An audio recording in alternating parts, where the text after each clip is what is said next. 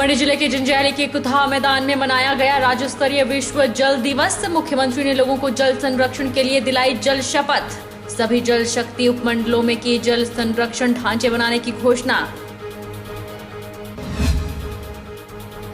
सरकार की नीतियों के विरोध में टैक्सी चालक हड़ताल पर। राष्ट्रीय परमिट का शुल्क बढ़ाने, पैनिक बटन की अनिवार्यता सहित अन्य मुद्दों के विरोध में बोला हल्ला। रोष प्रदर्शन जाहिर करते हुए थामे रखे टैक्सियों के पहिए। 113 देवी देवताओं को निमंत्रण भेजने के बाद राज्य स्तरीय जोगिंदर नगर देवता मेला दूसरी बार हुआ रद्द। प्रदेश में कोविड की नई बंदिशों को देखकर मेला समिति ने आयोजन को लेकर पीछे खींचे हाथ। और हिमाचल प्रदेश में मौसम ने बदली करवट। बारिश का दौर जारी है। बारिश से लगातार सूखे की स्थिति पर लगा कुछ विराम। बारिश न होने से किसान और बागबानों की बढ़ गई थी चिंता। नमस्कार, आप देख रहे हैं HP 24x7। मैं हूं जनीशा। मुख्यमंत्री जयराम ठाकुर ने जिला मंडी के सराज विधानसभा क्षेत्र के अंतर्गत जंजैहली के निकट कुथा मैदान में आयोजित राज्य स्तरीय जल दिवस की अध्यक्षता की। उन्होंने प्रदेश के पूर्ण राज्यत्व के स्वर्ण जयंती वर्ष के अवसर पर राज्य के सभी जल शक्ति उपमंडलों में वर्षा जल संग्रहण और जल संरक्षण के लिए कम से कम एक जल संरक्षण ढांचे के निर्माण की घोषणा की। इस अवसर पर मुख्यमंत्री ने लोगों को जल संरक्षण के लिए जल शपथ भी दिलाई। मुख्यमंत्री जयराम ठाकुर ने कहा कि वर्तमान सरकार ने जब सत्ता संभाली थी उस समय शिमला शहर जल की गंभीर समस्या से जूझ रहा था। सरकार ने शिमला शहर के लिए 80 करोड़ रुपए की जल आपूर्ति योजना के निर्माण का निर्णय लिया, जिसे 1 वर्ष के भीतर पूरा कर लिया गया। मुख्यमंत्री ने जल संरक्षण के लिए कम से कम एक जल संरक्षण ढांचे के निर्माण की घोषणा की। उन्होंने कहा कि प्रदेश सरकार ने यह निर्णय प्रधानमंत्री नरेंद्र मोदी के जल संरक्षण और वर्षा जल संग्रहण के संकल्प को पूरा करने के उद्देश्य से लिया है। मुख्यमंत्री ने प्रदेश के निर्वाचित प्रतिनिधियों से जल संरक्षण और वर्षा जल संग्रहण की दिशा में कार्य करने का आह्वान किया। उन्होंने कहा कि प्रदेश में जल की गुणवत्ता जांचने के लिए जून महीने के पहले पखवाड़े में एक विशेष अभियान चलाया जाएगा, जिसके अंतर्गत गांव, स्कूलों और आंगनबाड़ी केंद्रों के जल के नमूनों की जांच प्रयोगशाला में की जाएगी।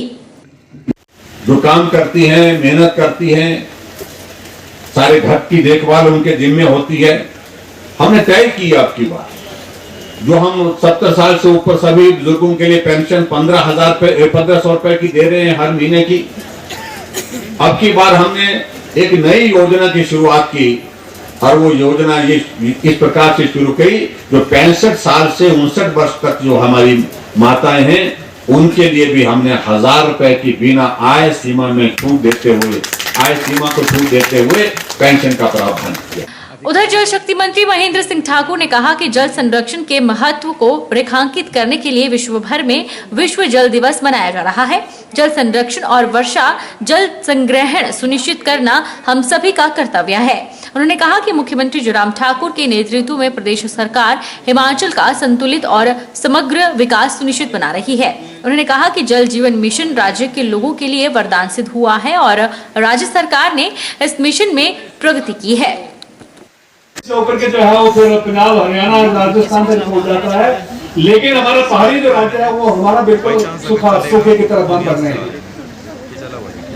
आदरणीय प्रधानमंत्री, आदरणीय मुख्यमंत्री जी का एक विशेष चिंतन इस तरफ है कि हम किस प्रकार से हम ये जो वर्षा जल संग्रहण है, जो रेन वाटर हार्वेस्टिंग जो है, उसको किस प्रकार से इसका पालन किया करें। बीते दिनों पौंग बांध के 52 गेट से छोड़े गए पानी के कारण व्यास दरिया में आई बाढ़ ने मड़ क्षेत्र के दर्जनों गांव में तबाही मचाई है। लोगों की खेतों में लहलहाती फसलें तबाह हो गई है।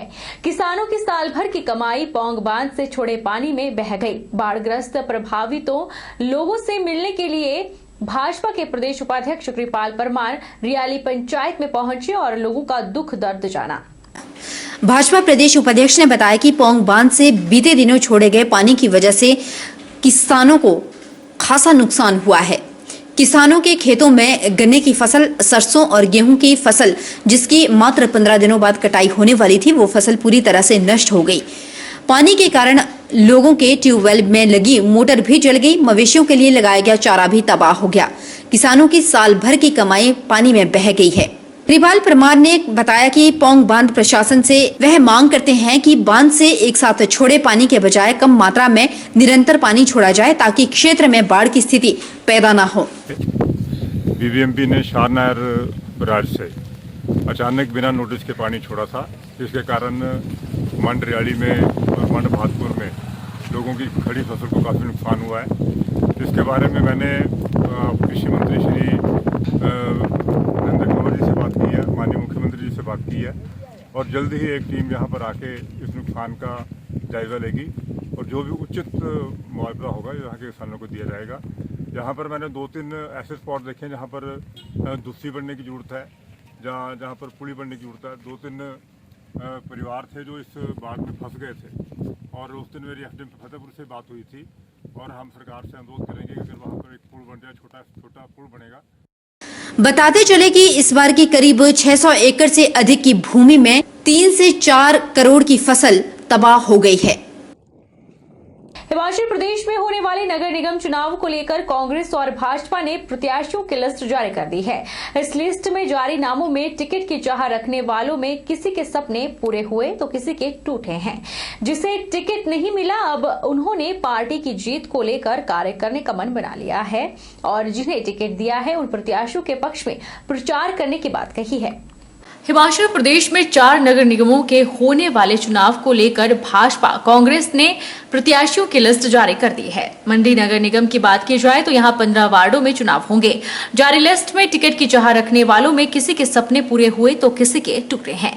मंडी के वार्ड नंबर 5 मंगवाई की बात करें तो यहां से अश्वनी राणा जो काफी समय से एनएसयूआई से जुड़े थे, उन्होंने टिकट की चाह रखी थी, लेकिन कांग्रेस पार्टी ने मंगवाई से योगराज को टिकट दिया है। अश्वनी राणा ने अब पार्टी हाईकमान के फैसले को सर्वोपरि मानते हुए प्रत्याशी को समर्थन देने की बात कही। पत्रकार वार्ता कर अश्वनी राणा ने कहा कि मंडी नगर निगम में कांग्रेस की ही जीत होगी और मेयर डिप्टी मेयर के पद पर कांग्रेस ही काबिज होगी। उन्होंने कहा कि मंडी के सभी वार्डों में कांग्रेस की जीत सुनिश्चित करने के लिए जी जान से कार्य करेंगे और भाजपा के भ्रष्टाचार, महंगाई, बेरोजगारी के खिलाफ मजबूती से लड़ाई लड़ी जाएगी। हाईकमान का जो भी आदेश होगा, मुझे वो सम्माननीय आदेश होगा। जिसको भी दिया है, युवा होने के नाते तो चलो मैंने अपनी पैरवी की, हाईकमान तक मैंने अपना नाम पहुंचाया मंडी से, परंतु चलो मुझे इन्होंने मौका नहीं दिया। मैं तो अभी युवा हूं, मुझे तो भविष्य में भी मौके मिल जाएंगे। तो कांग्रेस पार्टी ने जिन भी उम्मीदवारों को 15 उम्मीदवार हमने मैदान में उतारे हैं, 15 वार्डों में हमारे उम्मीदवार हैं। हमारे पास 51 लोगों ने आवेदन किया था, सभी को टिकट नहीं मिल सकता था, क्योंकि मिलेगा तो उन्हीं को जो मतलब अपने वार्ड में मजबूत पकड़ रखते होंगे। ऐसा नहीं है सभी रखते होंगे मजबूत पकड़, मैं ये नहीं बोल रहा हूँ कि नहीं रखते होंगे, परंतु कांग्रेस हाईकमान ने जिनको चुना है तो वो तो बेस्ट होंगे हमारे लिए। हम कंधे से कंधा मिलाकर सभी वार्डों में मैं और युवा कांग्रेस हम साथ में जाएंगे और सभी उम्मीदवारों की जीत सुनिश्चित करेंगे। हम उनको हर हाल में जिताएंगे और जो मेयर बनेगा और जो डिप्टी मेयर बनेगा वो कांग्रेस पार्टी का ही बनेगा। हम सब लोग मिलके हर एक वार्ड में जाएंगे, मीटिंगें करवाएंगे और सभी कैंडिडेटों को भारी से भारी बहुमत से जिताएंगे। और जिन लोगों को टिकट नहीं मिला है उनसे मेरा हाथ जोड़ के विनम्र निवेदन है, जिस तरह से मैं बैठा हूं ना, आप लोग भी कृपया करके पार्टी हित में सभी उम्मीदवारों के साथ चलिए और मतलब कांग्रेस पार्टी को भारी मतों से विजय दिलाइए। तो मैं यही चाहूंगा कि ये जो भाजपा की जन विरोधी नीतियां हैं, भाजपा जिस तरीके से घर घर जाकर ये कह रही है कि भाई हम हर घर को नौकरी देंगे, मेरा लोगों से भी निवेदन है कि वो ऐसे लोग जो आपके पास प्रचार के लिए आते हैं तो उन लोगों से श्वेत पत्र जारी करवा लें, ताकि भविष्य में जैसे हर बार की 15 लाख के जुमलों की तरह नगर निगम में भी ये जुमलों की सरकार न बना दे। देश भर में आज टैक्सी यूनियन हड़ताल पर रहे। हिमाचल प्रदेश में भी टैक्सी यूनियन ने हड़ताल का ऐलान किया था, जिसके चलते सोलन में भी हिमाचल टैक्सी यूनियन ने बाईपास पर अपना रोष प्रदर्शन जताया। सोलन जिला की अगर बात की जाए तो जिला भर में करीब 3000 टैक्सी चालकों ने अपना रोष प्रदर्शन जाहिर करते हुए टैक्सियों के पहिए थामे रखे। हिमाचल टैक्सी यूनियन सोलन ने विरोध जताते हुए कहा कि प्रदेश सरकार की नई टैक्सी पॉलिसी 2021 को 1 अप्रैल से लागू किया जा रहा है। इसमें बाहरी राज्यों को जाने वाली टैक्सियों को 26,000 जबकि 23 सीटर वाहन चालकों को 3 लाख तक का टैक्स सालाना चुकाना पड़ेगा। वहीं बढ़ते पेट्रोल डीजल के दामों को लेकर भी टैक्सी ऑपरेटर ने अपना रोष जाहिर किया। हिमाचल टैक्सी यूनियन के प्रधान कमल कुमार ने कहा कि नेशनल टैक्स 1,000 रुपए से 26,000 कर दिया गया। साथ ही साथ पेट्रोल डीजल के दाम लगातार बढ़ते भी जा रहे हैं। वहीं जो परमिट की अवधि पहले 10 से 12 साल होती थी उसे अब घटाकर 8 साल कर दिया गया। उन्होंने कहा कि इन सब बातों को लेकर टैक्सी ऑपरेटर अपना रोष प्रदर्शन कर रहे हैं। अगर अब भी सरकार नहीं मानी तो आने वाले समय में प्रदर्शन को और उग्र किया जाएगा।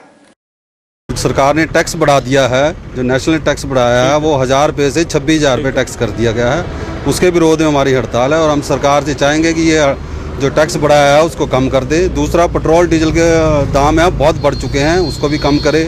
और जो हमारी परमिट की अवधि थी पहले जो 10 साल 12 साल होती थी वो 8 साल कर दी गई है। तो हमारी भी सरकार से अनुरोध है ये कि इसको वापस लिया जाए और इसको कम किया जाए। अगर ये सरकार मांगे मानती तो इसके बाद उग्र प्रदर्शन होगा। फिर सरकार को देखना होगा कि इनको रोका जाए या कैसे किया जाए। कांगड़ा चंबा से रहे भाजपा सांसद एवं हमारी पार्टी हिमाचल पार्टी के प्रदेशाध्यक्ष डॉक्टर राजन सुशांत फतेहपुर के हाड़ा चौक पर समर्थकों सहित अनिश्चितकालीन धरने पर बैठ गए हैं। राजन सुशांत ने कहा कि जब तक प्रदेश सरकार उनकी मांगों को नहीं मानती है तब तक उनका समर्थकों सहित धरना जारी रहेगा। मुख्यमंत्री के फतेहपुर आगमन के दौरान 13 मार्च को क्षेत्र के अन्य मुद्दों के साथ साथ न्यू पेंशन स्कीम के तहत आने वाले कर्मचारियों के लिए पुरानी पेंशन स्कीम बहाल करने की मांग की थी। साथ ही कार्यरत कर्मचारियों का कोरोना काल का रुका डीए के भुगतान की मांग भी की, जिन्हें पूरा करने के लिए 1 सप्ताह का समय सरकार को दिया गया था। लेकिन 1 सप्ताह के भीतर उनके द्वारा रखी मांगों पर मुख्यमंत्री द्वारा कोई भी प्रतिक्रिया सामने नहीं आई, जिसके चलते सोमवार को अनिश्चितकालीन धरना शुरू किया गया, जो कि मांगे पूरे होने तक जारी रहेगा। वहीं उन्होंने दिल्ली में चल रहे किसानों का भी पूरा समर्थन किया। कर्मचारी परेशान, अधिकारी परेशान। आप जानते हैं 2003 के बाद जितने भी नए अफसर आए हैं, चाहे वो डीसी हो, चाहे एसपी हो, चाहे डीएसपी हो, एसडीएम हो, तहसीलदार हो, जितने भी अधिकारी आए हैं सारे के सारे न्यू पेंशन स्कीम में डाल दिए गए। कर्मचारी तो है, अधिकारी भी है। टैक्सी चालकों की समिति ने केंद्र और राज्य सरकारों की नीतियों के विरोध में 22 मार्च को सांकेतिक हड़ताल पर रहे। टैक्सी चालकों ने रोष रैली निकालकर जिलाध्यक्ष मंगल ठाकुर के नेतृत्व में उपायुक्त को ज्ञापन सौंपा। हड़ताल राष्ट्रीय परमिट का शुल्क बढ़ाने, पैनिक बटन की अनिवार्यता, चालान के भारी जुर्माने सहित अन्य मुद्दों के विरोध में रही। यह हड़ताल संयुक्त संघर्ष समिति के बैनर तले पूरे देश में आयोजित थी, जिसका समर्थन करने के लिए हिमाचल प्रदेश के लगभग 1 लाख टैक्सी वाहनों के पहिए भी जाम रहे, जिसका असर देखने को मिला। मंगल ठाकुर ने कहा कि केंद्र सरकार ने टैक्सी चालकों के हितों पर कुठाराघात किया, जिसको किसी भी कीमत पर बर्दाश्त नहीं किया जाएगा। टैक्सी चालक पहले ही कोरोना की मार झेल रहे हैं, उसके बाद डीजल और पेट्रोल की बढ़ती कीमतों सहित सरकार द्वारा टैक्सी चालकों पर थोपी गई नीतियों के विरोध में 22 मार्च को पूरे प्रदेश में सभी टैक्सियां खड़ी रही। उन्होंने कहा कि सरकार डीजल पेट्रोल की बढ़ती कीमतें वापस ले, निजी गाड़ियों को टैक्सी रूप में चलाने पर भी प्रतिबंध हो, चालक मालिक आयोग का गठन हो, चालान की बड़ी कीमतें वापस हो, नेशनल टैक्स सीट के हिसाब से हो, टैक्सी टेंडर में ठेकेदारी प्रथा बंद हो, चालान की बड़ी राशि कम हो, चालान के नाम पर लूट बंद हो, ओला उबर जैसी कंपनियों पर पूर्ण प्रतिबंध हो, घटा हुआ नेशनल परमिट अवधि कम से कम 15 साल हो, हर यूनियन को ऑफिस और पार्किंग की सुविधा दी जाए। टैक्सी ऑपरेटर यूनियन हमारी आज हमने जो है 1 दिन की स्ट्राइक रखी है, जो कि सरकार ने टैक्स बढ़ाए हुए हैं और जो इसकी तरह जो है स्ट्राइक ऑल इंडिया में है और हमने भी ऑल हिमाचल और जिला बिलासपुर में कर रखी है और हम जो है पूरा दिन स्ट्राइक रखेंगे जब तक सरकार अगर हमारी मान लेगी जल्दी तब ठीक है, अगर नहीं मानेगी तो हम जो आगे के लिए भी कुछ ना कुछ इसके लिए स्ट्राइक का रखेंगे। जो ये टैक्स इतनी ज़्यादा बढ़ा दिए सरकार ने, ये गलत है और ये टैक्स जो है जैसे पहले थे वैसे होने चाहिए और हम ये टैक्स भर पाएंगे, मतलब या इंश्योरेंस कराएंगे या टैक्स भरेंगे, क्या क्या कर पाएंगे। या बच्चे पालेंगे? और तेल पेट्रोल डीजल इतना महंगा हो गया, ताकि सरकार को ये जो टैक्स पहले जैसे थे वैसे होने चाहिए। हम इसलिए रोक रहे हैं सभी को, ताकि लोगों को पता चले, और सरकार को बताना चाहते हैं कि टैक्स जैसे पहले थे वैसे होने चाहिए, इतने नहीं बढ़ाने चाहिए थे। वक्त तो चला है एक छोटे से ब्रेक का। ब्रेक के उस पार फौरन लौटेंगे। देश का संविधान जहां मौलिक अधिकारों से सुसज्जित करता है, वहीं मौलिक कर्तव्यों के प्रति नागरिकों को उत्तरदायी भी बनाता है।